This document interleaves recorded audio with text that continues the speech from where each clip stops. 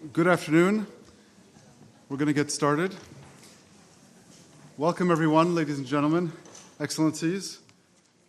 My name is Scott Weber. I'm the president of Interpeace, and it gives me great pleasure to co-host today's event, Think Globally, Lead Locally, the Right Partnerships for Conflict Prevention, together with co-hosts Her Excellency Minister Sigrid Kaag, Minister of Foreign Trade and Development Cooperation of the Netherlands, who has been playing a leading role on advancing the prevention agenda, both from a holistic point of view and operationally on the ground. Thank you for being with us. And with our good friend and fellow traveler, Oscar Fernández Taranco, UN Assistant Secretary General for Peacebuilding, who's been leading one of the most dynamic and effective parts of the UN system on this important agenda. Oscar, it's a pleasure to be with you. And on behalf of our co-hosts, it gives me pleasure to welcome our panelists today. We have with us His Excellency Emilio José Arquila Peñalosa, the Minister of Post-Conflict of Colombia. We also have with us the Honorable Abubakar Tambadou, the Attorney General and Minister of Justice of the Gambia, who has kindly stepped in for his colleague, Excellency Mamadou Tangara, the Minister of Foreign Affairs, who was called away. We also have with us Mr. Frank Bousquet of the World Bank, Senior Executive Director for Conflict and Fragility. Madame Immaculée Mukan Kubito, the Deputy Director of Never Again Rwanda. And just a note that Minister Kaag will have to leave us around 3:40, if I've understood correctly. But we're very pleased to be able to have the Vice Minister, Reina Bausch, with us, who will be able to very ably step in. I have the pleasure of moderating today's discussion. And just to get a few business items out of the way, you all have received the agenda for today, as well as the background documents, the concept note that we provided to you. I believe you also have it on a USB key, so you can read it at your leisure later. You also have the biographies of our speakers, except perhaps the biography of His Excellency the Minister of Justice. But I will take the biographies as having been read so that we can save time in the discussion. The speakers will have 5 minutes to share their thoughts, and then we're going to open the floor to interventions from the floor, questions of 1 minute each. And I want to thank you profusely at the start for your permission to cut you off if you go over that time. We want to favor an interactive conversation and not more speeches and statements. So the topic, Think Globally, Lead Locally, Right Partnerships for Conflict Prevention. I just want to say a couple words to get us rolling on this. One is that the topic recognizes a few things. One is that local ownership is accepted policy. We don't need to reinforce the importance of it. It's in every policy document. But we also understand that it's often misunderstood and that it remains a challenge to operationalize in many contexts, which is why we're having this discussion today. That by local ownership, we don't just mean government ownership, we mean broader ownership, just to get that out of the way, government, civil society, and local populations. That there is also a key difference between local ownership and local leadership. Leadership being about driving the agenda and the process from design through implementation. We also want to recognize that the solutions to conflict, we know, need to come from within a society in order to be sustainable. But we also know that many of the dynamics of conflict are externally driven and therefore require external answers too. But also that many of the capacities, technical and process-oriented capacities, and tools to support peacebuilding come from the outside too. So the question before us is not either or, internal actors or external actors in such context, but rather what's the right partnership between them in order to get conflict prevention right. That internal actors need to be in the lead, that we all acknowledge, but external actors need to enable, support, or at least do no harm in such contexts. But we also want to talk about the partnership between governments, civil society, and populations as well, which often is a challenge. When we talk about conflict prevention and sustaining peace, we want to also remind everyone of the distinction and the importance on separating what we would call early prevention from late prevention.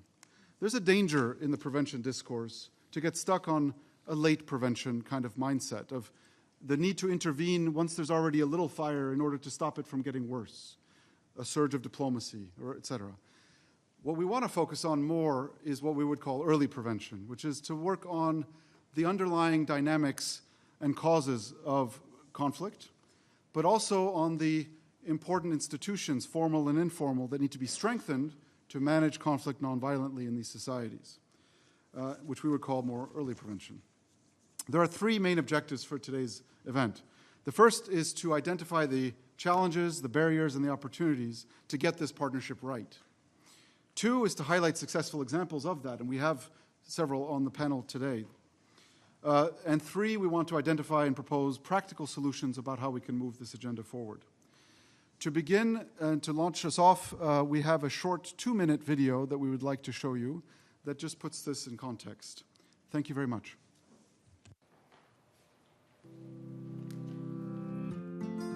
From Interpeace's 25 years of experience in the field, in contexts as different as Guatemala, Somalia, and Colombia, we have seen what works and what doesn't work in peace-building processes.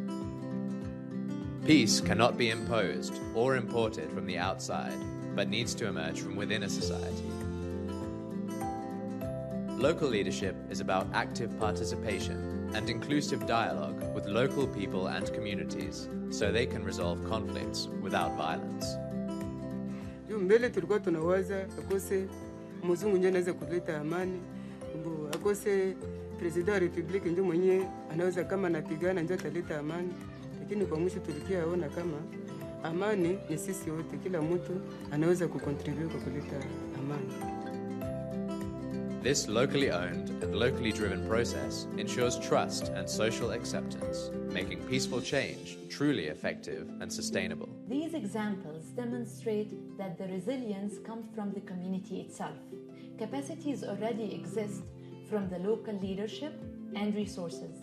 It just needs to be enhanced and empowered.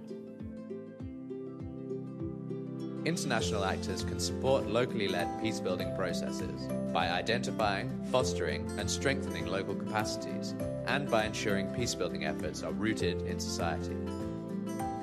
This requires long-term commitments and strong partnerships. Nous avons vu concrètement sur le terrain que la façon dont les acteurs internationaux travaillent avec les acteurs locaux peut avoir des effets néfastes. Elle peut générer, cette façon de travailler, des tensions entre différents groupes, détériorer même les relations entre la population et leurs autorités, et parfois conduire à un sentiment partagé d'impuissance ou de dépossession de la part des acteurs locaux. Toutefois, nous avons vu que ces interactions peuvent générer des dynamiques positives. Dans ces exemples-là, les capacités locales sont valorisées et il y a une véritable synergie entre acteurs dans la prise de décision. Ce type de collaboration peut vraiment servir à catalyser des changements sociaux, mais nous devons veiller à ce que ces approches collaboratives deviennent plus courantes. If international, national, and local actors can work together to champion local leadership, societies will become more resilient and future conflict can be prevented.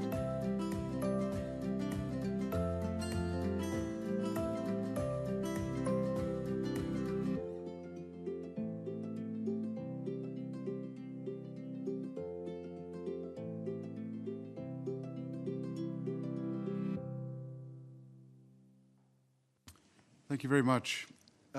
Minister Kach, the floor is yours. To be honest, I think, thank you very much. Delighted to be here, Excellencies. I'd like to say all protocols observed. That's the efficient part. I think the film was actually very instrumental in demonstrating a number of the key issues, but allow me to maybe enumerate a few of them the way we see it from the Netherlands. In recent years, we've seen yet again a new upsurge in violent conflicts. I think many we know could have been prevented. It's not as if we didn't know, as if we couldn't act, but there was a choice to not act, or there was a partial or a fairly segmented way of trying to engage. So in this case, I think the UN World Bank report, Pathways to Peace, is actually also a wake-up call. It's not just a prescription, a healthy one, but it's also a wake-up call as to what we should do, can do, but also fail to do. And we are collectively, I think, responsible and accountable for the consequences. I think the why of prevention is not that difficult. We all know it. It is to safeguard development gains or to create opportunities for development, inclusive development, to happen. So I'm not going to debate much about that, because I think we're here a community of the converted.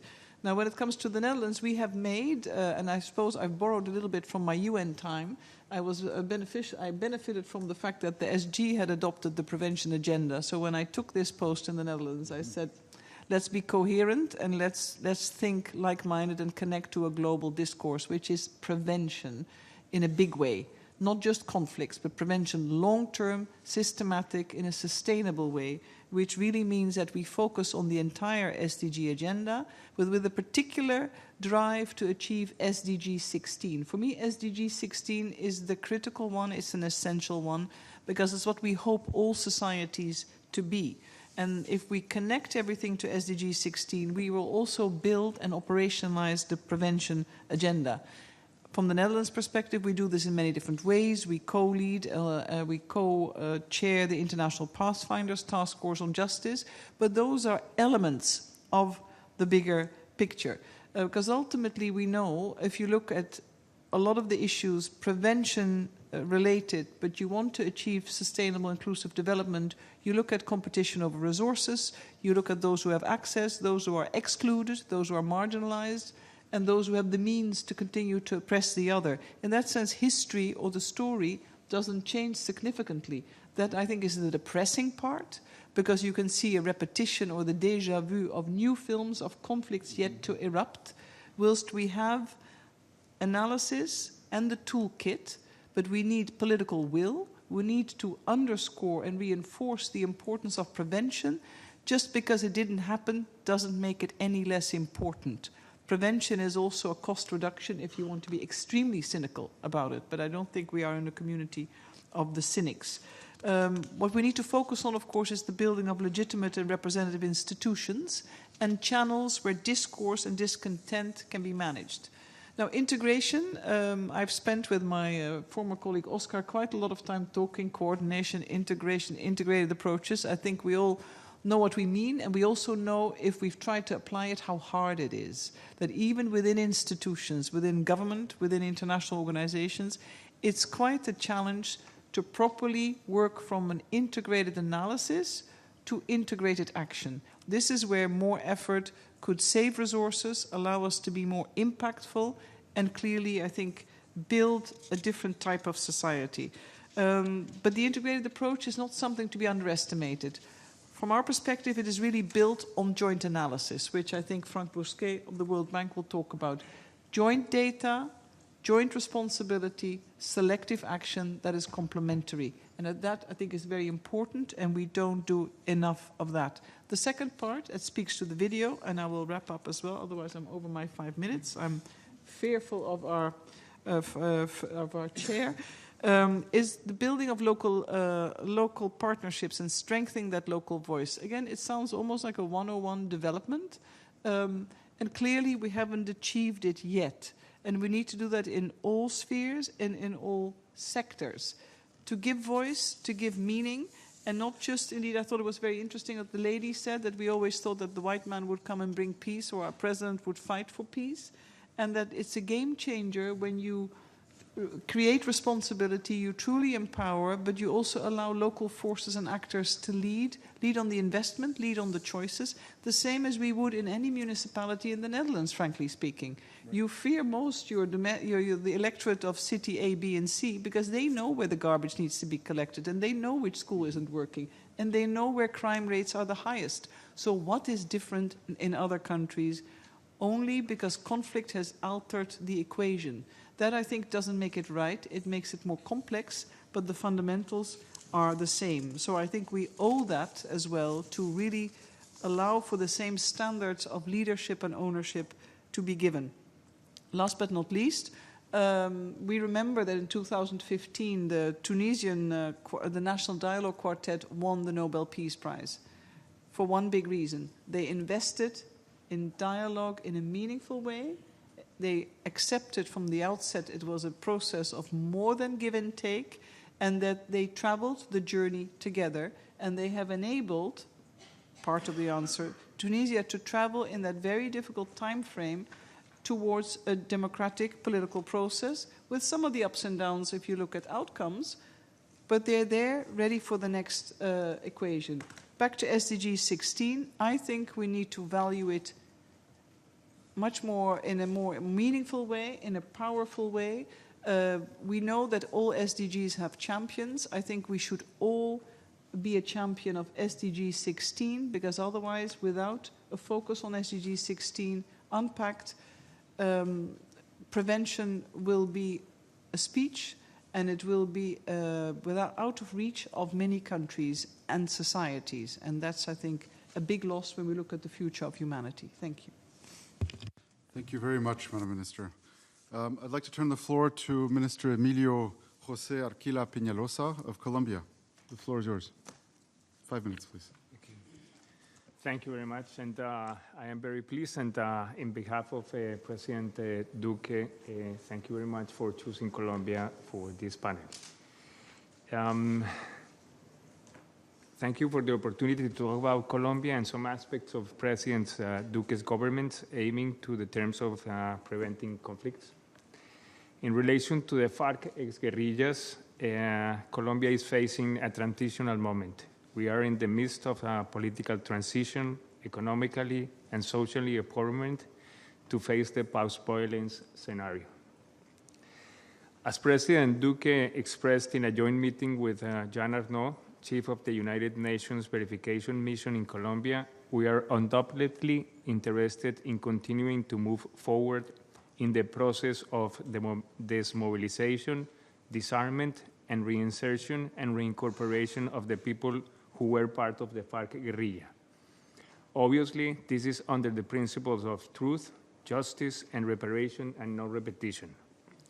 He has pointed out the commitments acquired in the peace agreements will be fulfilled for those who are also committed in fulfilling them. We trust this two-sided commitment to be the basis of preventing the armed conflict to be reborn. In order to avoid the reborn of violence, we need to work in many fronts, primarily with the victims. But to illustrate the theme of this panel, I will use one. We need to work both with the ex-combats and the territories where the violence had the most devastating effects, not because the effects alone, but because we believe that there is where the most severe possibilities of repetition are. Now, as all areas of this work, these two areas respond to different necessities of intervention, and both should evolve in different time paths. In the one hand, ex-guerrillas need to solve the situation in the short time, and we need to be sure we support them with the reinsertion process. And in the other side, we will be working in the stabilization and consolidation of the most affected areas, and that will take at least 1 decade. But even though those are two very different tasks, and what has to be done in the topic of this panel, they have in common the necessity of, 1, they need a tailor-made planning, and 2, of a very coordinated implementation if we want to succeed. In that direction, in response to the question of how do peace builders, humanitarians, development, and diplomatic actors better work together to enable the local leadership required to prevent the conflict reborn and foster peace, I will answer by letting the locals decide the what, the where, the when of the process, and supporting them in how and with what. For reasons of time, I will only refer to our process in relation to the territories and not the ex-combates. Our where, we need to focus. In a 50-year-old conflict, all Colombia suffered. But in order not to waste the scarce resources, we need to focus. In our case, we will primarily care about 170 territories. There is at most 1,000, 2,000 territories in Colombia that were prioritized by the post-violence scenario. This because it's in these places that stabilization plays a fundamental role. We believe it is strategic for the country that security comes to these places where violence has prevailed historically. And I will explain this, and it's that Colombia has suffered not only one violent scenario, but many. We have been in violence almost for the 200 years of our existence. And it has been in those territories where the violence has erupted. So it is clear for us that we have a commitment not just to finish the FARC conflict, but to erase the reasons why those territories are very undeveloped. These municipalities were grouped in 16 development programs with territorial approach. We call them the PEDETs, where the locals, more than 150,000 people, acre by acre, they individually identified their needs and their priorities. Our when? 10 years. The peace agreements widely provided that the process of bringing the territories to real peace will take at least 10 years.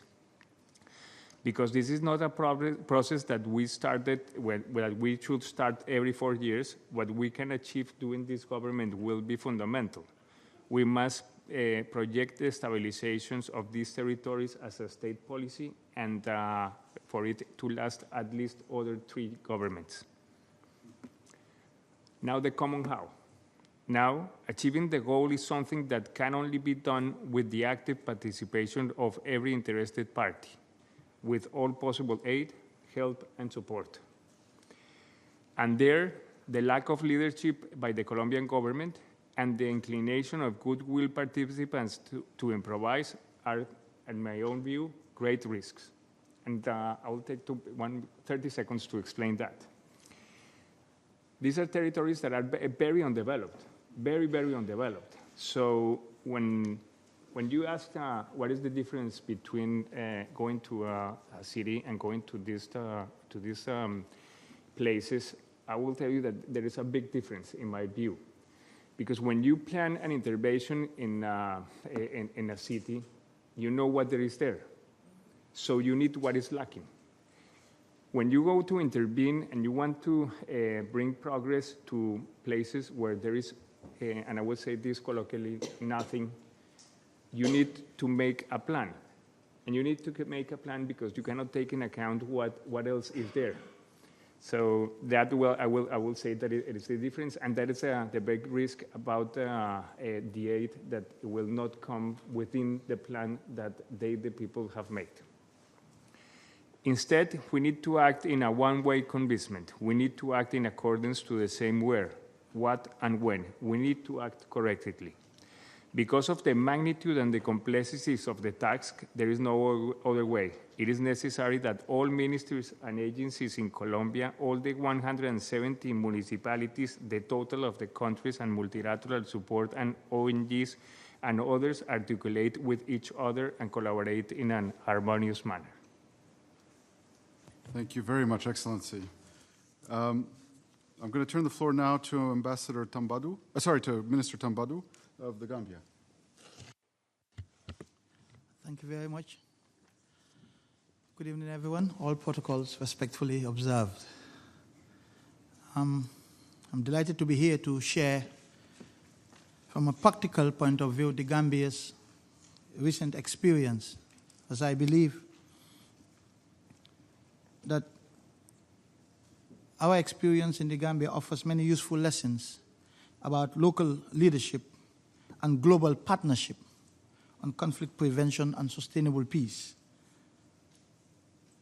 There were significant internal and substantial external factors which together prevented a violent outbreak of conflict and contributed to sustaining the peace in the Gambia over the past year and a half. There's no doubt that the departure of former President Jammeh was welcomed with great excitement by many Gambians. However, it must also be underscored that many of the factors or root causes of conflict were also present in the Gambia after former President Jammeh departed.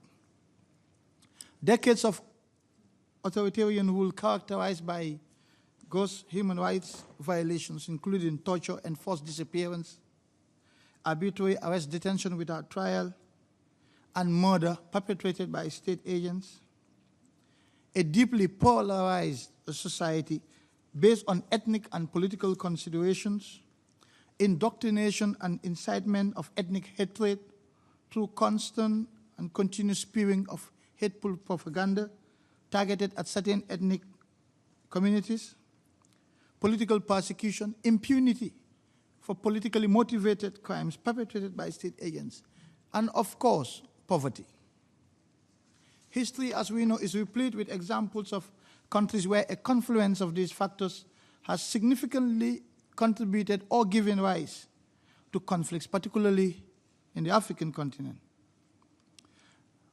Therefore, the period immediately following Jammeh's departure exposed the new government of the Gambia to its first and most pressing challenge, preventing conflict and sustaining the peace in the Gambia. Amidst, I have to emphasize, a real risk of intercommunal clashes motivated again by ethnic and political considerations that had simmered beneath the facade of peaceful coexistence for over 2 decades. Now, this, of course, required a delicate balancing act and strong leadership from local actors.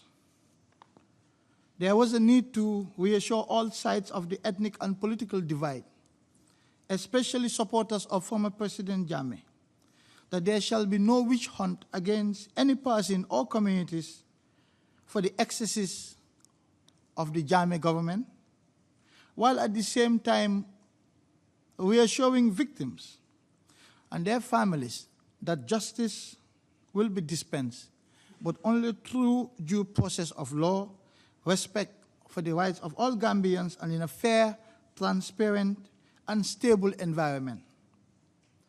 This, I have to say, was harder to put into effect,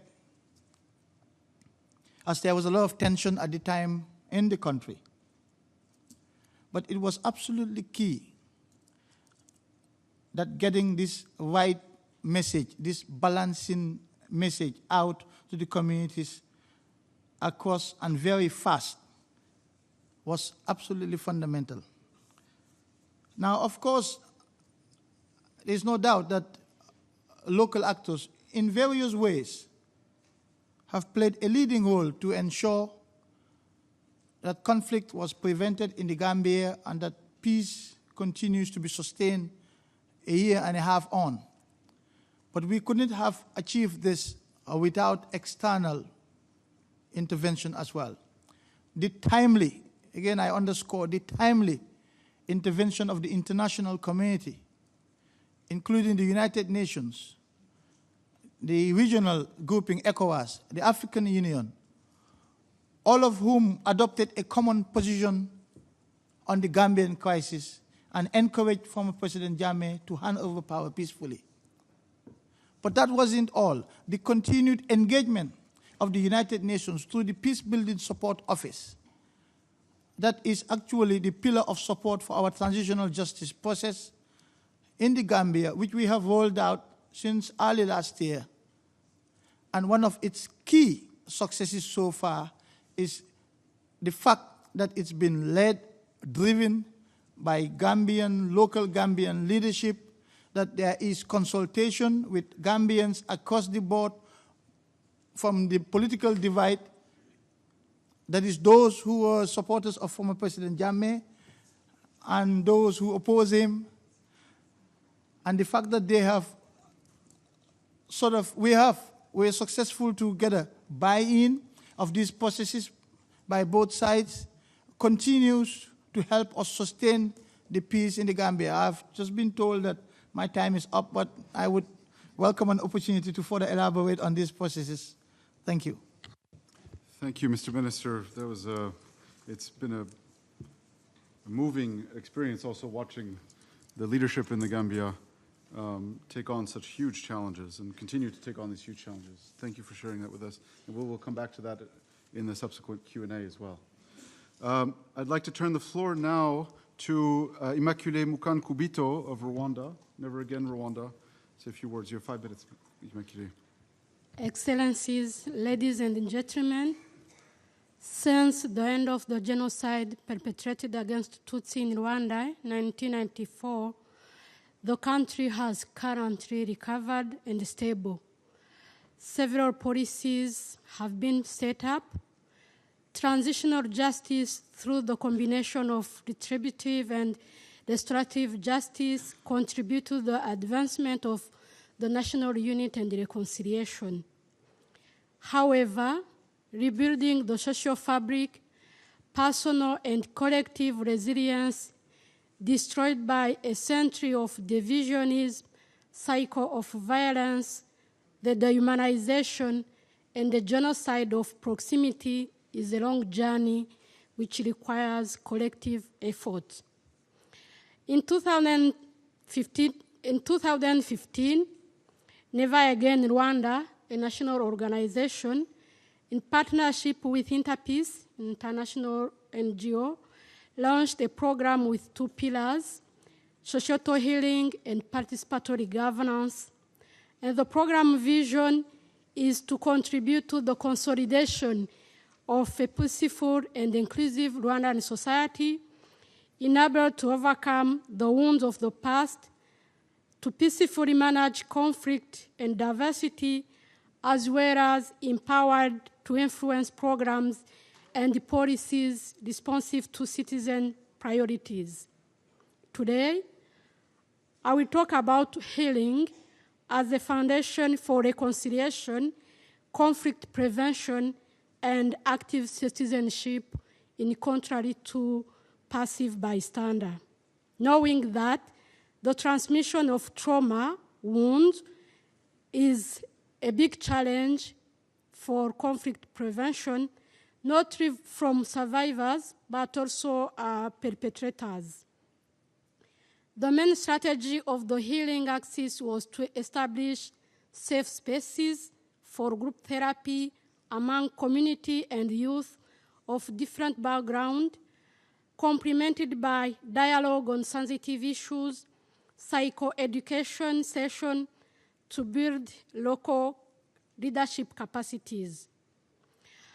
Among many results of the program, participants were able to trust each other, to find confidence to break the silence, to share their emotions, personal and collective wounds related to the traumatic event they went through. Participants also increased their psychological and social resilience, and through the baseline survey conducted in the beginning and at the end of the program, we have observed a decrease in number of people thinking about suicide, and we have also observed trust and tolerance within the group and outside the group, what was a positive sign to improve relationship within the community and to successfully increase trust in government policies.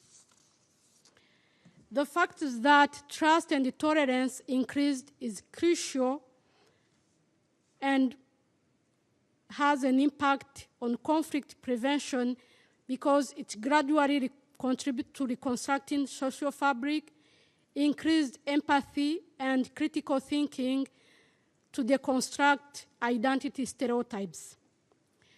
How can we learn from this experience and contribute to prevent violent conflict? 1, understanding the local context, needs, and the priorities. Through participatory action research, which proved to be effective to engage different actors to minimize suspicion and stereotype. 2nd, to be open and openness to learn and flexibility to adjust strategies and approaches. We have benefited from the Sweden Embassy partnership, which accepted to fund a pilot project for 4 years. And the mapping of actors and approaches has demonstrated that healing is a long journey while projects are short-term intervention. Third, the ownership of the government through several sessions and strategic meetings to appear not as competitors but collaborators.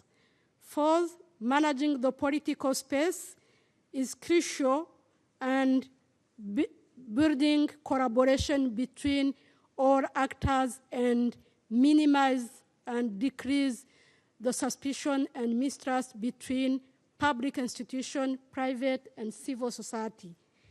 Thank you so much, ladies and gentlemen, for your attention. Thank you very much, Immaculée. I'd like to turn the floor now to Oscar Fernandez-Taranco. Oscar.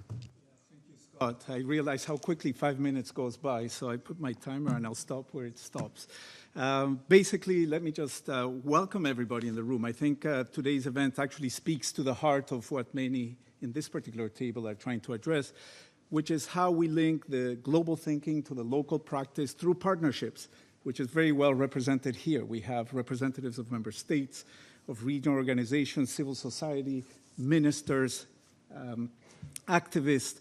And I think if there's one particular recommendation that resonates both in the joint study we did with the World Bank, but also in the Secretary General's report on peacebuilding and sustaining peace, is this notion of coherence, the need to strengthen local and national leadership, to have these processes built from within and not imposed, which I think this video that we just saw speaks to. The importance of not just UN system-wide coherence at the heart of the Secretary General's reform, but member state coherence. And here, maybe two important instruments that speak to this. On the one hand, the Peacebuilding Commission as an important platform to enhance the partnership about key actors behind national solutions. And I think the minister from the Gambia just spoke to a very particular good example of how funding, coherent funding, coming not just from the Peacebuilding Fund, the Secretary General's Peacebuilding Fund, but the concerted effort of the international community to support a national consultation to define the transitional justice mechanism that would address that important transition towards democracy, and to have a political discussion that actually brings humanitarian, development, human rights, and peace and security actors to the same discussion, so that we do not have the silos that this particular UN system has been so paralyzed by, but also the different discussions that happen in different member state forums. So again, the importance of coherence, the importance of partnerships, and the importance of clarity about how we sequence and how we complement the expertise and the funding mechanisms. Extremely important, I think, because Minister Kag was actually basically addressing. We have been talking about prevention, we've been talking about the goals, SDG 16, the many interrelated goals, but we're now at the juncture of action. We have all the research, we have all the documents, we have all the business case, and I'm really happy to be here with Franck Busquet, who represents a very committed part of the World Bank that is really changing the way we do business. And I think at the heart of what we're talking about today is the change of culture, the change of paradigm that you, Scott, were mentioning. It's the new way of working that the humanitarians started talking about, but it affects the whole system: development, peace and security, human rights, and humanitarian actors. The way we change business so that we do empower women and young people and not just talk about it. The way we really empower local authorities, local leadership. We talk about participatory approaches, but the gap between assessments, analysis, and actual programming is staggering. And I tell you this because we're in the business of financing quick, rapid, catalytic projects, and it's very hard. It's very hard to translate the voice of the people, the grievances, the exclusion, what needs to change in the way we do development to making it happen, because we're still stuck with old ways of doing things. So the local action, Scott, that you are bringing into this, I say this because we've worked very closely with Interpeace to build on conflict analysis, to propose conflict-sensitive programming, and to actually put people in charge of this implementation. And for example, in the case of Colombia, Interpeace has been supporting the deployment of a police unit in very remote areas. I think Minister Peñalosa was just referring to 170 territories. Getting the state to arrive and to be part of that solution is the huge challenge in a high middle-income country like Colombia. So we're not just talking about low-income or very poor country. This is a problem that concerns many member states. How do we get to the furthest behind? How do we reach and leave nobody behind? I won't give you my conclusions because I hope in the Q&A we have a chance to distill what we're learning. But again, this notion of nationally led inclusive processes, I think if there's one defining word is inclusivity, and how we address the issue of grievances and peace building bottom up. Thank you, Scott. Thank you very much, Oscar. We're going to turn the floor to Frank Bousquet in just 1 second. I just want to, before we do so, to ask you to also get ready with your questions. We have a few people who want to intervene from the floor, which we will give them a chance to do. There is one cross-cutting issue that I would like to already get our panelists to think about a little bit. And several of you have already touched on it, and it has to do with what in the peacebuilding field we see very often being one of the key tensions, which is between the short term and the long term. The world operates in short-term projects, in short-term election cycles, in short-term attention spans, and yet the needs of peacebuilding are long-term. The needs of victims in the Gambia are going to be long-term. The needs of victims in Rwanda are long-term. The victims in Colombia are long-term. And yet the world operates in short-term mindsets and measures. How do we reconcile the short-term? How do we make the long-term a short-term priority is one of the key strategic questions. And I want, when they have the chance to share their thoughts, for them to touch on that point as a cross-cutting point, in addition to the questions coming from the floor. Frank, over to you. Many thanks, Scott, and very happy to be here. As you say, all protocol observed. Very happy to speak just after Oscar, because I have to say that actually the partnership between the bank and the whole UN system in fragile states is extremely high. I mean, we just had last week, by the way, a meeting with all the UN agencies to see how we can operationalize what is the topic of this conference.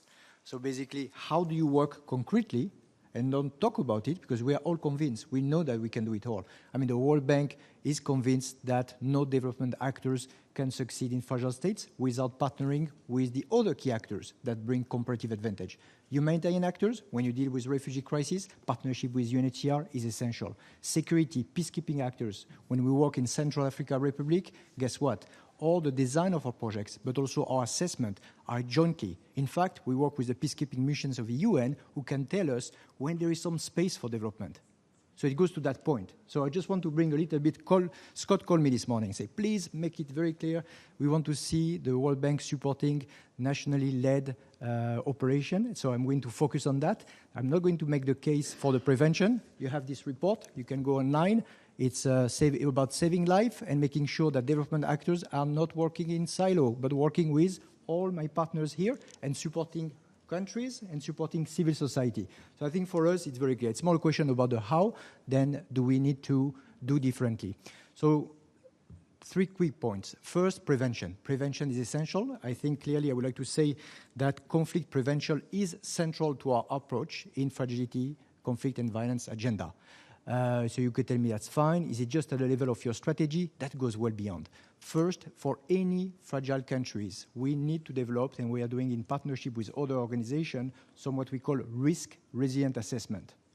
Doing what? Well, making sure that actually you are not doing any harm and making sure that you are addressing the local grievances. And that's why this panel is so important, because we know at the end of the day, it's not only a question of strengthening institutions, but it's actually to have a good understanding about the drivers of fragility.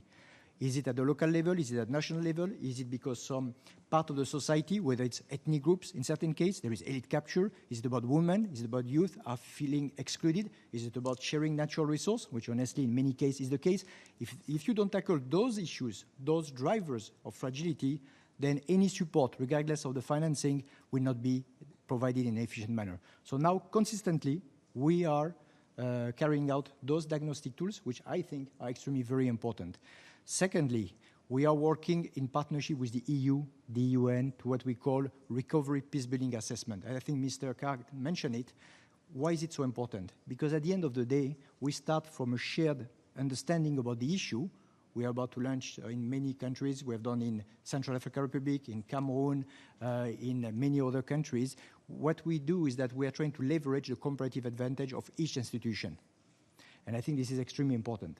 The last point, and that's quite new, it's not only a question that we are doubling our financing in countries impacted by fragility, conflict, and violence. The World Bank is actually doubling its financing from $7 to $14 billion over the next 3 years in countries that are impacted by fragility, conflict, and violence. But as you may have seen, this was not my first point at all.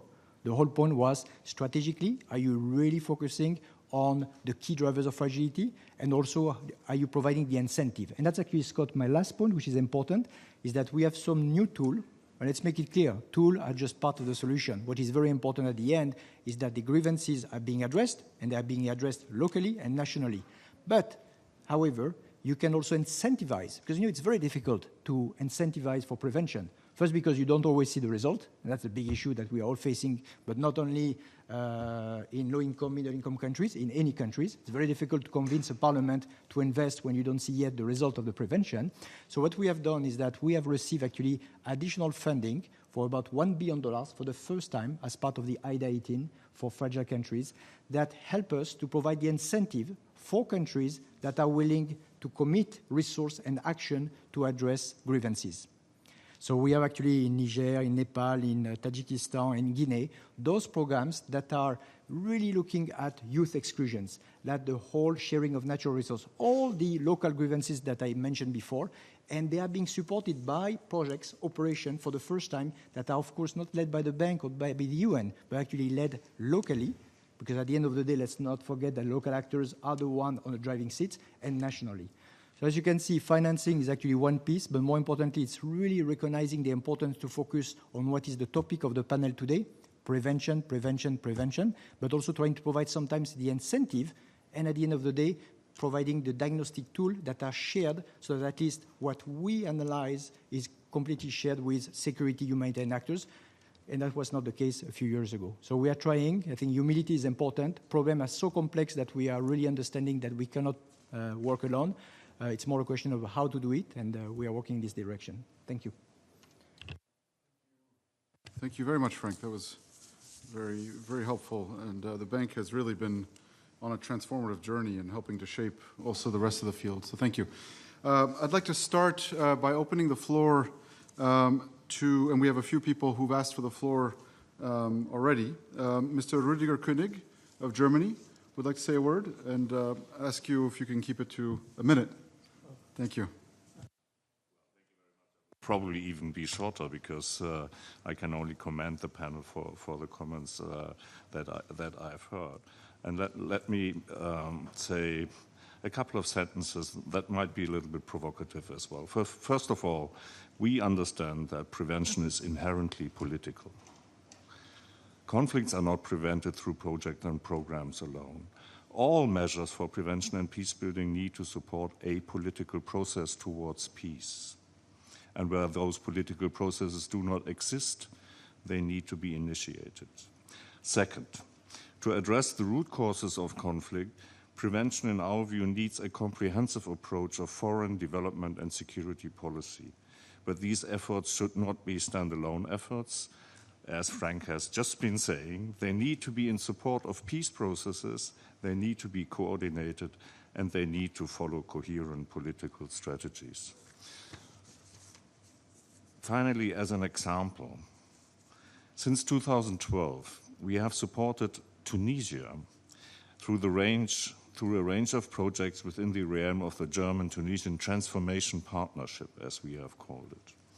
One of the key goals is capacity building for citizens and civil society actors to give them a voice in political reform processes and to make these reform processes more inclusive.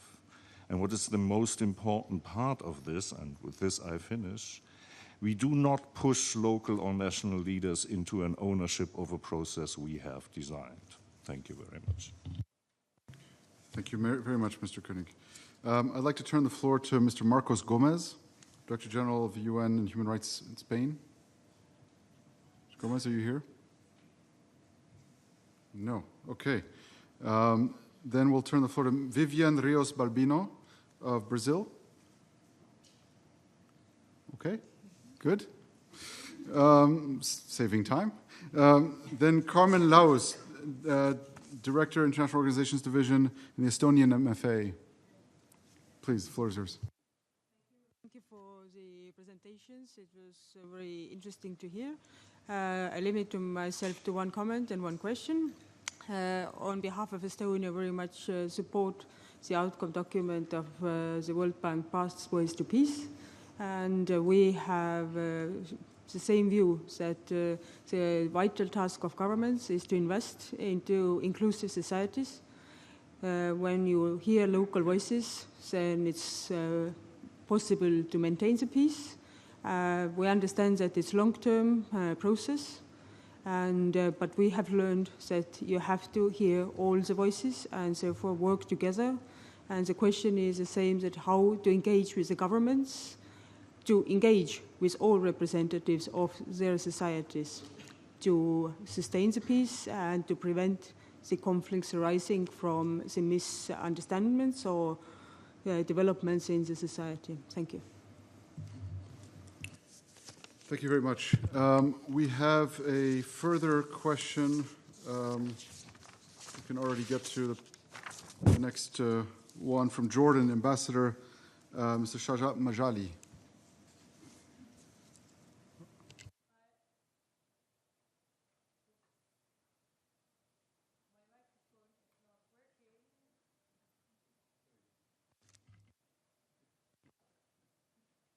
My microphone is not working. I think there has been a misunderstanding because I did not ask for the floor, but since you kindly give me the floor, I would just like to take the opportunity to basically thank the panelists here for their interventions on a very important topic, especially for the region I come from, which will require in the future of a lot of investment in peace building, and it's good to see that somebody representative from the World Bank is there. We agree that whatever process has to be long term and has to focus on including all the segments of society in the projects and programs, and the voices of everyone involved in the process should also be heard. Thank you once again, and good luck in future work on this very important subject. Thank you very much. All right, we're going to turn back to the panel. We have a few statements and commentaries. One about how does one engage with the government in order to reach beyond government, to reach the rest of society. And for that, I'd like, if possible, to ask the minister from the Gambia to respond. I'd like also to hear both from Oscar and Vice Minister Bausch about the issue of the difficulty of reconciling sometimes the pressures, the short-term pressures, be they funding related, the allocation of funds, et cetera, in slices that are nevertheless short-term in reality for these very long-term needs that are there, and what are the tensions or the difficulties that you experience in doing that. And perhaps, Minister, you can say a word about the importance on the inclusion of those local voices into the larger peace process. How does one achieve that in reality in a context where all sides are demanding that their voices be taken seriously, including the victims? So perhaps we can start with the Minister. Thank you, Scott. Well, I'm happy to address that question. I think we in the Gambia had identified very early on in our transitional process that we need partnership with certain key stakeholders, both in and out of government.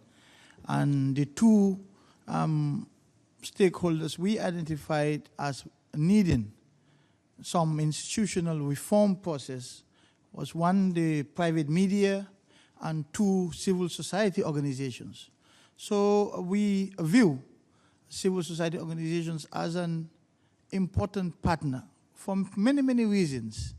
One of which I will share with you here because it's very interesting, is that because of the context in which we are coming from in the Gambia, because of our recent history, there is deep mistrust of government by ordinary Gambians, by members of society. And because of that mistrust, we are finding that the more we engage with civil society organizations, the more civil society organizations are involved in our processes and our programs, the higher the chances of engendering trust in those processes by the population. So we have been partnering with civil society. We've been consulting members of civil society. In fact, on every appointment of every major appointment so far in our transitional justice process. This includes appointments to our Truth, Reconciliation and Reparations Commission, appointment to our Constitutional Review Commission, appointment to our National Human Rights Commission. And we continue to encourage civil society to be more active, to take the lead. We want to establish a strong culture of civil society involvement in governance processes. And so one way to reach out to civil society in the case of the Gambia is through the government, but we also do not limit their ability to engage with other partners, not just the government, but other partners, both in and out of the country. So perhaps for now, I'll stop here. Thank you. I could turn the floor maybe to Vice Minister Bausch. And in the meantime, maybe Frank could already start to think about, we heard from the German colleague about and Oscar about the importance of coherence and about how the bank is putting in place new tools. But one of the challenges that we see, I think, in implementation is the word that we haven't heard enough, flexibility. The ability to actually change what you intended to do, even midstream, if that's what the situation requires. And we know that that's a challenge for major institutions to do once they've agreed on a track. And so maybe you can think about and make a comment about how the bank is building in flexibility into some of the tools that it's creating. Thank you so much. Of course, we are talking about very complex and challenging issues, and we heard very good and inspiring examples from the countries, and perhaps the most important words that I heard today was building trust and tolerance again. And that, of course, is not something you can do overnight.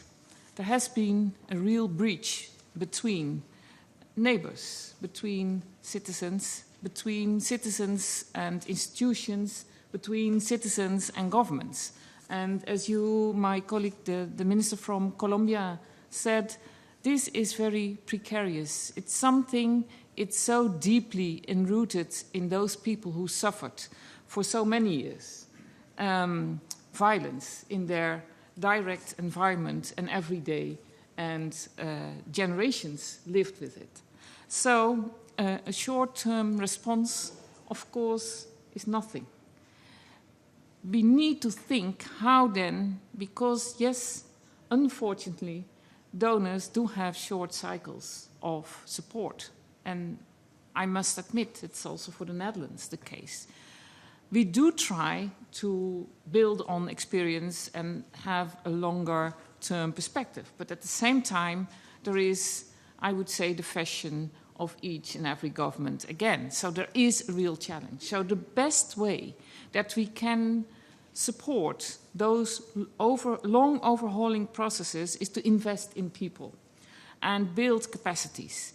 And it's not just only aiming at government institutions, which is very important. And if you take, for instance, this transitional justice process, of course, you need to have capacities in institutions, but also build capacities in actors from civil society, because it's both sides that we want to support. And in the end, it's between them that the contract, the social contract between government and people needs to grow again and to be rebuilt. So that's the way we think. At least we try to invest in those who are there, who will remain there, because donors come and go. And that's very unfortunate, but it's how it is. I better say how it is. And try to build capacity. And having, I would say, capacitated and empowered people, being it local women and men, but also young people. I just was at the event of the youth of the 2030. I think this is so important, because this generation of now and the future needs to bring into the equation new ways of thinking and new ways of relations. So that's, for us, very important to have this participative way of building new societies again.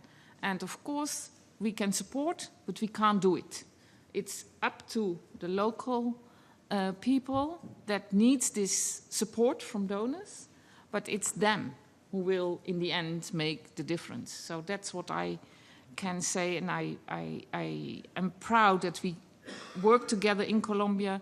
Myself, I worked long in Central America, and we worked also there with the program of Facilitadores Judiciales, local volunteers who build on capacities and in their communities. And I think this is what you need to make the difference. Thank you. Thank you very much. Oscar. Yeah, thank you very much. I'm building on the Deputy Ministry. I think this is an extremely important point. This is an area of work which is now recognized to be under-prioritized, underfunded, where the funding is maybe the most restrictive. And precisely, we have all the indicators going the wrong way. As Scott was alluding to, in this line of work, we need fast, we need flexible, we need catalytic funding. We need funding that takes big risks, because peace building and prevention is fundamentally a political process. It's fundamentally about building trust. It's fundamentally, as our speaker from Rwanda was repeating and stating, it's about rebuilding many times or strengthening the social contract, but social cohesion of society. And so at the heart of what we do is how we link the short term to the long term by building national infrastructures of peace. This means investing in the multiple stakeholders that have a stake in the peace process. And it means literally programming and addressing resources to address the drivers of conflict. Again, we say these things, but we don't do these things. Much of the discussion in the Security Council, every time we're talking about the renewal of mission mandate, is a missing discussion about the root causes of the problem. I was recently in Liberia when, after many years, 18 years, the mission, UNIFIL, was leaving.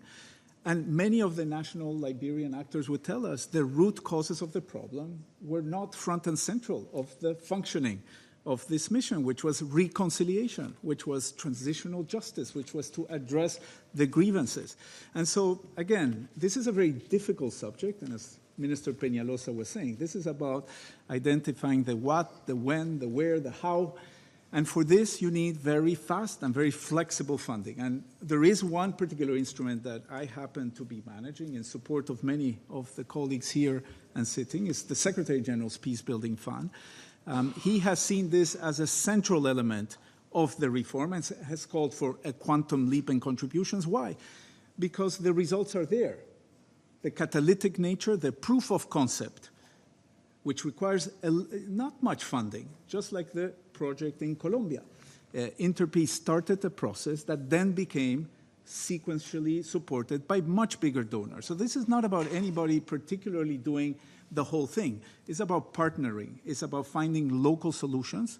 And each particular situation has its own local solution and local partnership. But it does require an appetite for risk, of framing the outcome of the engagement that we're trying to promote through funding, through partnerships, etc. And I think, again, this is an issue about how we put the people at the center of the solution.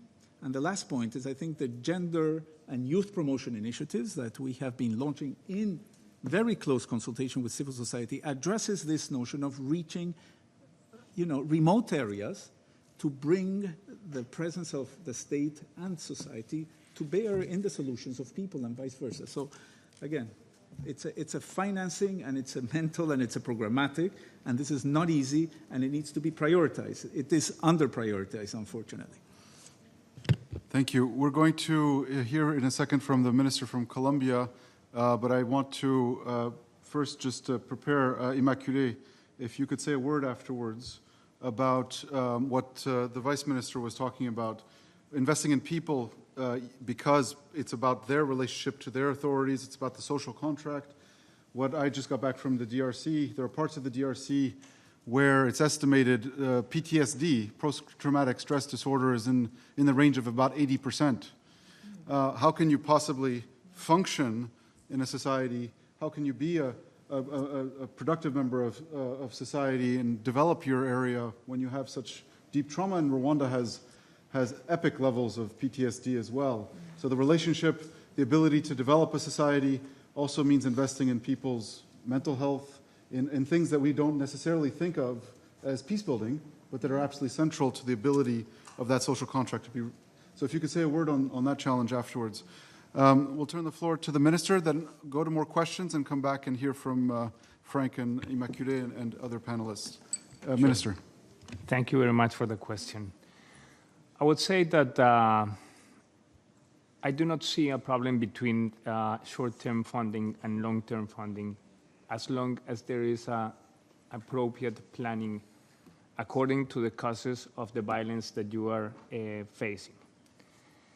In Colombia, we have in this post-conflict stage, there are some challenges that are for the short-term and some challenges that are for the long-term. We have short-term challenges with the incorporation of the ex-guerrillas to the civil society. And then we have long-term challenges in eradicating the causes of the violence within the most affected parts of Colombia. Now, if we do have, and I will explain it in detail in a moment, if we do have a long-term plan in order to get rid of the causes in the territories, then you can have long-term financing or short-term financing, because short-term financing will be useful in specific aspects of that long-term planning.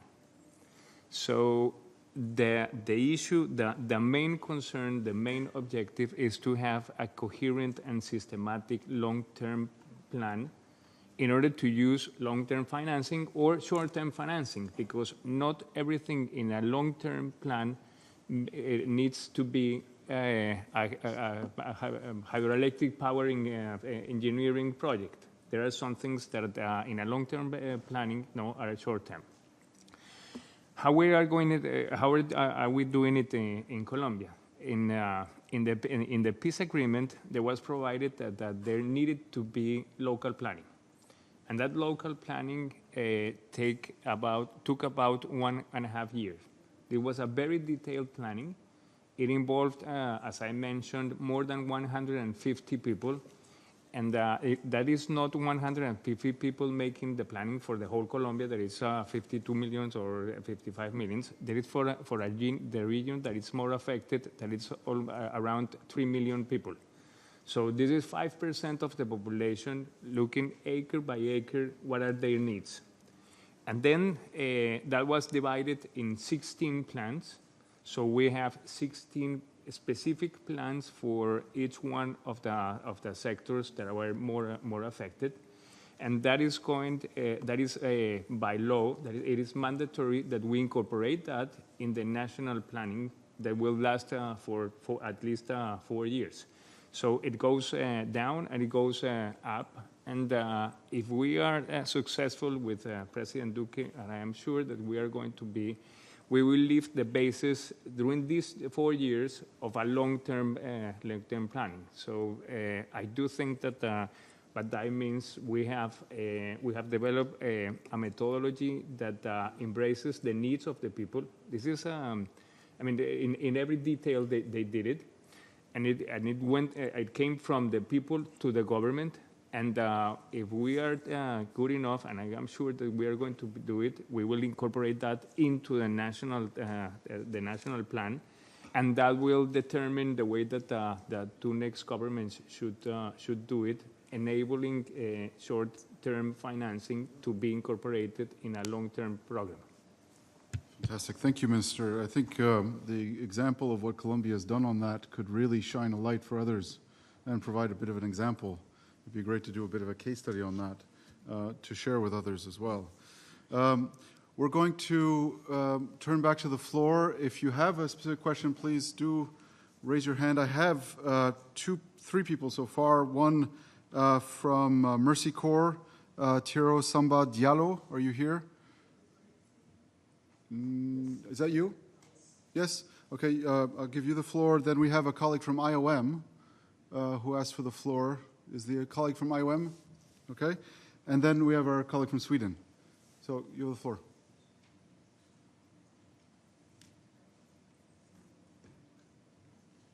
And 1 minute, please. 1 minute.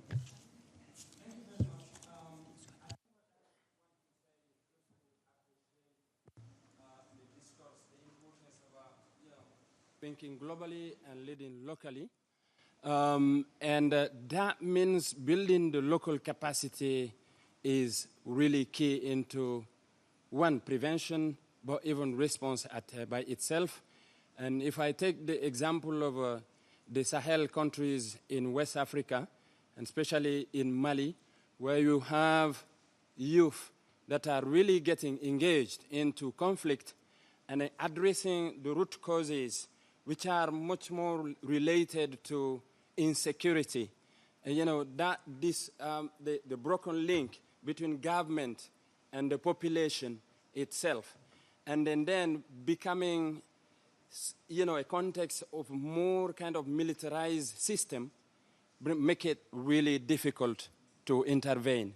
So in that end, you mentioned and really stressed into these short-term versus long-term interventions. I really like to hear from the UNPBF representative and stating really strongly the importance of looking at the long term. And the long term, and we are actually benefiting from the UNPBF funding in Mali, that is building that bridge between communities at local level, the regional level, and the national level to bring out what is called that local leadership and local ownership. Thank you very much. Thank you very much. A colleague from IOM, 1 minute. Chair, I had a question and a comment, but I think Oscar answered my question. First, I want to thank the panelists. I think it's an excellent presentation. Really appreciated that. We in IOM are committed and endorsing the support approaches made by the Secretary General's report. But I have a question which I think Oscar had mentioned, I think answered, but I wanted him to go a little bit more into detail, which is we've talked about early prevention, but the crisis we face today without doubt is about late prevention. How do we empower local capacities in late prevention? What we see in Yemen, what we see in many other countries today is something that's very much late prevention. Can we go a little bit more details from the panelists on that? Thank you. We have a comment from Sweden and then a question from the UK, and then we'll come back to the panel. From the Swedish Foreign Ministry. Thank you very much, Scott, and the Dutch Foreign Ministry for organizing this. These are issues that are close at heart to Swedish policy, and I'm also happy to have seen many of you in Sweden on various occasions to discuss these issues. It struck me here during this discussion that the particular examples that we have discussed here are fairly clear-cut conflicts. They are internal conflicts, which is not to say that they're not complicated or protracted as the one in Colombia shows, or horrific as the conflict in Rwanda shows. But what these particular examples have in common is that the international community role has been benign or benevolent, largely speaking. You may take issue with this, but I want to contrast this with many conflict situations that we are facing today that have been where internal conflicts have really been hijacked by interstate or regional rivalries that very soon overshadow the internal dynamics completely. I've dealt myself with a number of such conflicts in both previous capacity in the EU, in the OSCE, and in my Swedish capacity in the Caucasus, Afghanistan, Syria, and most recently Yemen. And this, of course, poses challenges to peace building, where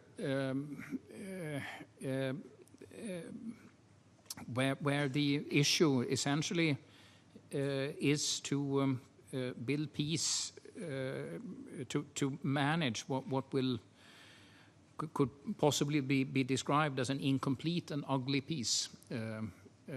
I would say Syria is moving in this direction very much, where the international rivalries will continue to very much distort the picture and make our efforts not easy, to put it mildly. So any comments on this? I'd be very interested in hearing. Point very well taken, Peter. Thank you for raising it. We'll come back to that on the panel. From the UK, 1 minute. Thank you. So I agree with much of what's been said, that prevention is vital, that we need to focus on local level engagement, inclusivity, that we need greater coherence between the humanitarian, development and security sectors working together, and all of this requires a greater focus on SDG 16. One further reflection is last month the UK convened an open debate in the Security Council about mediation, and member states emphasise the importance of women in mediation. So I'd be interested in the panel's views on how we can support women, particularly at the local level, in this regard. Thanks. Thank you. All right, we're going to start by giving the floor to Frank, both on the question that I posed to you and anything you want to respond to and what's been said just now. Thank you. Thank you, Scott. Just actually on this point about women, and I think I mentioned it actually when I was looking at the type of grievances. In many cases, you are dealing with natural resources that are not adequately shared. But I think in many cases, it's a question, we were talking about Mali before, about opportunities that you don't have for youth. In Niger, for instance, as you may know, we have just launched a new strategy that went to the board last July, and the whole point about empowering women is central to the whole focus in Mali. So I think clearly we understand that the focus, it's not only about gender-based violence, which is a big issue, but it's also making sure, especially on the reconstruction agenda, that you are going to really focus on women as agent of change. And they have a number of programs that we are currently financing. I was just mentioning Niger, but also when we are looking at the reconstruction agenda that are taking into account that lens. So for us, it's actually critical. I think I mentioned it when I was looking at some part of the society that are not necessarily being fully engaged by government. You asked me a question, Scott, which was about how are you a global actor, the World Bank, but trying to be more agile? And I have to say, there is no solution. It's difficult. We are really working, and I'm going to give you 3 pieces of work. First one, the best way to be agile is actually to be better for the prevention. The best way is not actually to try to face the issue, having some early warning system. Okay, so that's why we actually launched what we call a global crisis risk platform that allows us, for instance, to, when we had 2 months ago the Ebola crisis in DRC, to release $30 million and support the government. It was led by the Minister of Health, support the government in full partnership with UN agencies to address the Ebola crisis. In 2 weeks, $30 million. So that's type of agility, but also it's linked with better planning and better identification of risk. Second point, yesterday there was actually a major event with the UNSG and the president of the bank and key head of UN agencies about famine. The whole point here, again, is can we try to identify, work with other actors, AI firms, to have a sense of early warning systems so that we are not always caught in the response. That's part of the agility. Two other pillars of work. First is to enhance our staffing on the ground. We believe it's extremely important to better understand, especially in fragile states, fragile environment, the risk at the local level and how we can really support government. And therefore, we are actually adding more than 150 additional staff in fragile states. And I think it's important because at the end of the day, it's very difficult for a global organization to pretend being effective if you don't have the feet on the ground and the eyes on the ground. And that's exactly what we are doing. And the third point is actually when we design operation program policies, we are always now building what we call contingency component. So they will go to the board, there is $0 or $1 attached to it, because we know that actually that things that will change during the implementation of the project. So we can immediately trigger additional financing in 1 year, 2 years, and not wait for 5 years, because one key risk is that we are really looking at the fluidity of the environment and not necessarily addressing it. So we are really building that into the design. So design of the project that are being more agile, more staff on the ground, but also I would say by looking at the prevention agenda and anticipating. And at the end of the day, you see that we are much more present, not only after the conflict, but also on the prevention side. Oscar talked about it when I looked about some of those countries with which we work to address some grievances before the crisis, but we're also working during crisis in Yemen, in Iraq. So I think really for us, it's not doing business as usual and recognizing with all humility that we need to partner with other organizations, or otherwise it will not work. Thank you. Before I give the floor to Immaculée, just a word. We have one more question from the floor, but we're going to start the wrapping up process. And Oscar, you had a few things that were thrown your way as well to respond to. But maybe we can have a 1 minute kind of concluding thoughts from our panelists, if you can prepare those. I wanted to also just quickly say a comment on Peter's question or comment about the fact that many of the examples here are positive ones, and we did want to promote positive ones in the context of usually a doom and gloom conversation about what doesn't work quite as well as we'd like. We have examples here of where it has been working quite remarkably, in fact, and it's important to focus on those as well. But in the context of situations like you're describing, where you have an international community that is also not particularly constructive, if not actually destructive, in the cases you mentioned one, there are others. In our experience at Interpeace, in cases like that, the best kind of immunity, or building up the immune system of the society to deal with foreign interference of that nature is to actually work on the trust amongst the internal actors. Because one of the universal things that we have seen is most societies don't want to be told what to do from the outside. And so you can build on that common rejection of foreign interference by building trust and cohesion internally. We saw that as Somalia used to be a chessboard of foreign interference of a certain nature after the end of the Cold War. It has a different one now, but it had a really problematic one. But it was the Somalis coming together and actually rejecting that did the trick. Libyans as well have a lot of interference, but one thing that they can agree on is they don't want to be told what to do from the outside. So we have to build on that. That's a positive thing. That's a part of the resilience. We can help that. And those who are more benevolent can focus on internal trust and social cohesion as a way of helping that immune system to be boosted. Immaculée, if you can say a word on the question that we posed earlier. Yeah. Thank you, Scott. Investing in people, of course, I do agree. And we are trying to find indicators which link healing or intervention related to healing, rebuilding trust among people, communities, with participatory governance and development. Because people are drivers of change, they own change, but also their communities. And 3 things. 1, there is a need to work on the individual level to ensure that the interpersonal level is also safe. 2nd, to link those 2 levels, individual, intrapersonal, with the change or the drivers at the global level. 2nd, while designing monitoring and evaluation intervention. I think we need to find also a way to measure those pathways, not in terms of quantitative indicators only, but also in terms of qualitative change in behavior, and accept the progressive and the pathway to change as steps which will lead to the global change on the individual, interpersonal, the society, and the global intervention. Thank you so much. Thank you, Immaculée. We have a colleague from Iraq that wanted to make a comment. 1 minute, please. Where are you again? Hi. Rabin Pasha, yeah? Please. Rabin Pasha, I don't know if my mic is working. Okay. Rabin Pasha, founder of My Dream Incubator in Iraq, and I want to speak both personally as a refugee and as well as a representative of ecosystem of young entrepreneurs, young women and men entrepreneurs who want to rebuild places of fragility and prevent further conflict.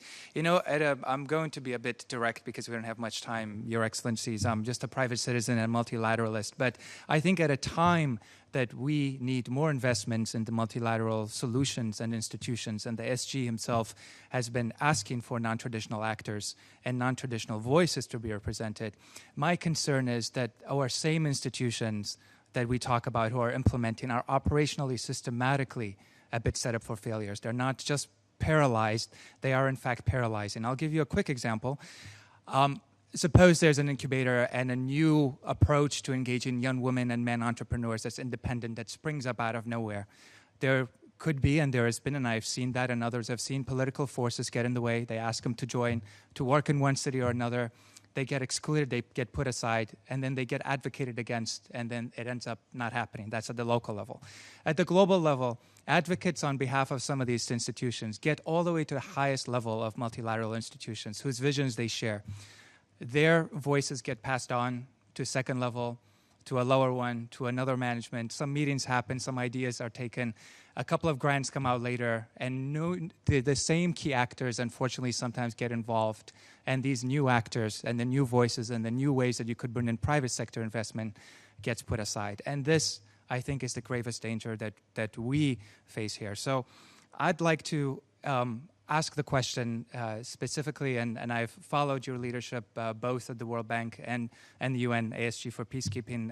I thank you for your vision, and both of you are both new and leading in very creative ways.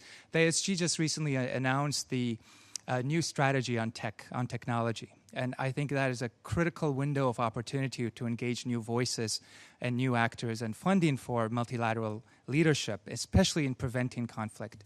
What are you doing within your staff to make sure the institution is going to be ready to do that at the local level and at headquarters? Thank you very much. Thank you. A very interesting question. But it also reminds me of a phenomenon that hasn't come up very much in this conversation about what happens when governments actually exclude their civil society in these processes. And it's we often talk about a virtuous circle or a vicious circle. In this context, the way I think about it is more a vicious triangle of the relationship between government, international community, and local civil society.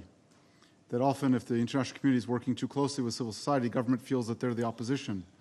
If the international community is working too closely with government, civil society feels excluded and the incentives aren't there for inclusion. So getting that triangle relationship right is critical to ensuring that the international community actually provides the right incentives and pressures to ensure that civil society is included. And perhaps the panelists can talk a word about that as well, in addition to your more specific question. Maybe what we should do, because we need to wrap up, we've been given a couple more minutes just to finish because we started a bit late.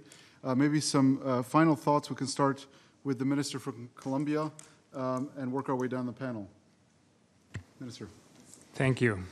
I will emphasize that the short-term or the long-term interventions should depend more in the causes that you are attacking than the type of financing that you are using.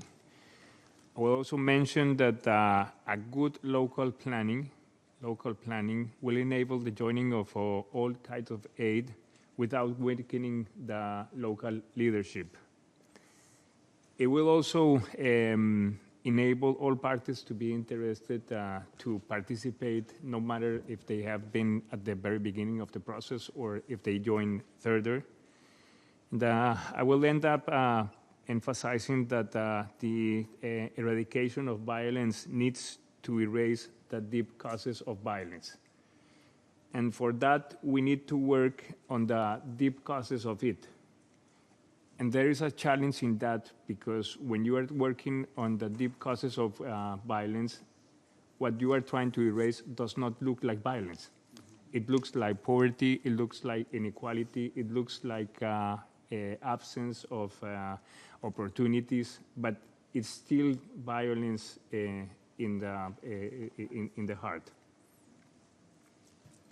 Thank you very much. Frank. No, many thanks. Just on the point raised from Iraq representative, I think it's actually a very important point. I think the whole point about leveraging new technology is central actually to our approach in the Middle East, North Africa. I was just mentioning before, I don't know if you heard the whole point of engaging with Google, Amazon, Microsoft, where we are really recognizing the importance of working differently in 2018, and especially when you look at the prevention agenda. So I think this is actually a core in our focus, especially in the Middle East, North Africa, and we can talk offline. No, many thanks. I think the whole point about the partnership, which is not an option in fragile countries, but for us, which is becoming a modus operandi, I think is quite important. The fact it's not only about strategy, although it's quite important that your strategy focus on the drivers of fragility and the local grievances. So I hope that I was able to convey this shift in this approach, which is quite important. But it's also the recognition that without a partnership with peacekeeping, humanitarian, security actors, it's very difficult to succeed in a fragile states. And that's what we are focusing on this important agenda. So many thanks, and very happy to see that we have not only our UN colleagues, but also civil society and countries, because at the end of the day, all these assessments that I mentioned, they are here to support a process which is led by national and local actors. Thank you very much. Vice Minister. Thank you. I think what we heard today is reaffirming the approach that we try to have, and thinking of this triangle that was just brought to the floor by the colleague from Iraq is very important. We try to invest both in local actors, particularly in women and young people, to strengthen their voices, but also to build their capacities to bring around trust and tolerance again in post-conflict societies. On the other hand, we also we support the building of responsive institutions, and institutions that are inclusive in their planning, as you said, for the long term. Because if you do not include both, then you are missing in the equation the crucial partners that need to be strengthened on both sides. Thank you. Thank you. Minister. Thank you. Thank you. I think there is no doubt that local leadership and international partnership should be combined to prevent violent conflict and sustain peace. The role of international partners should be seen as complementing local efforts. Ultimately, for us, it is not a question of whether local actors play a more important role or not. From our experiences in the Gambia, it comes down to two key aspects: local perceptions of ownership, of leadership, and of responsibility, and the timing or timeliness of international intervention or partnership in whatever shape that comes in. Thank you. Oscar? Scott, there were a lot of questions, but let me maybe take the sum total of questions from our colleague from Mercy Corps, IOM, Sweden, and UK, because I think a lot of the questions that came up, I think is going to test to what extent multilateralism can still work. Two things. One, we have 140 heads of government in this building of ours, all of us, the collective ours, and I think it does speak to this importance of multilateralism and the UN at the heart of an enabling mechanism that allows partnerships to flourish, where we can link political solutions to development processes, to human rights standards and respect, and response in humanitarian action. And why is it important? Because conflicts today have become much more protracted. They have become regional in nature. And the levels of displacement that we're seeing have exceeded far beyond those that World War II, which was at the origin of the creation of the UN, had generated some 40 years ago. So we are tasked to do things differently. And in the case of what happens in Mali reverberates across the Sahel, even to Europe, to South, to all regions. And so this needs to be rethought. And again, how peace-building funding is going to the areas of the periphery of the country, where you have ungovernable spaces, but you have citizens, you have people living in spaces where the state has retracted from. And this is extremely important in terms of social cohesion, of national unity, in terms of peace and security. So complementing the action, this cannot be a military approach. Militarization, much of the assistance that's going on is in the form of military support. Extremely important to bring in the social dimension. I think the Colombian peace process speaks to this, the experience in the Gambia, Rwanda. This is about the social construct, and it's about building a reconciliation, a voice accountability, and an inclusion. So just let me say that, again, a small, I think, important role for the Peacebuilding Commission. The annual session of this commission is going to be about the strategy of the Sahel, which, by the way, there are 17 strategies for the same region by different member states, organizations. So it is about simplifying, unifying, and bringing coherence to the sum total of efforts so that we can have results. And again, the notions of leadership, national, local leadership, and ownership, extremely important, and how we come behind those strategies by engaging with non-traditional partners and actors. And in our case, the Peacebuilding Fund, we are increasingly in places where the UN in Mali is unable to operate. We precisely work through Interpeace, Mercy Corps, and IOM, which has quite an important presence right now in some of the areas. So it is about building those capacities through the most relevant organization that is able to put people at the center of the solution. So I think just very happy to stress how committed we are to this. And last but not least, to help de-risk the mechanism by which we bring the private sector into this picture, because at the end of the day, it's not ODA that's fully going to be able to handle this. Thank you. Thank you very much. Immaculée, last word. Yeah, thank you. Just 3 words. First is understanding of the local need through different ways, research, session for discussion, but also facilitating access to the information and approaches to help local actors to understand the language used by the international level and adapt approaches and techniques to the local context. Thank you. Thank you very much. I'd like to say just a quick word, just to add. I'm not going to repeat what's been said in the concluding remarks, but just a reminder, I think the Vice Minister underscored it so well, that the essence of investing in the long term is about investing in people. And our experience of working in over 20 different contexts around the world, conflict contexts, is that local people, even if they have short-term needs, they always cast those short-term needs in a long-term perspective. Naturally, they do. It's their lives. It's all integrated. They don't separate humanitarian from development, from political. It's all political, as we heard as well. So when you invest in local people and you work through their lens, through their eyes, it naturally becomes an integration of the short term and the long term. And if governments can be better at planning to assist that longer term trajectory through short term interventions, all the better.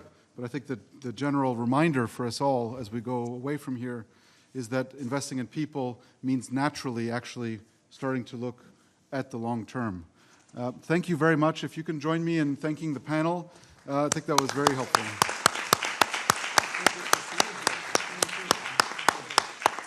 Thank you. This session is closed.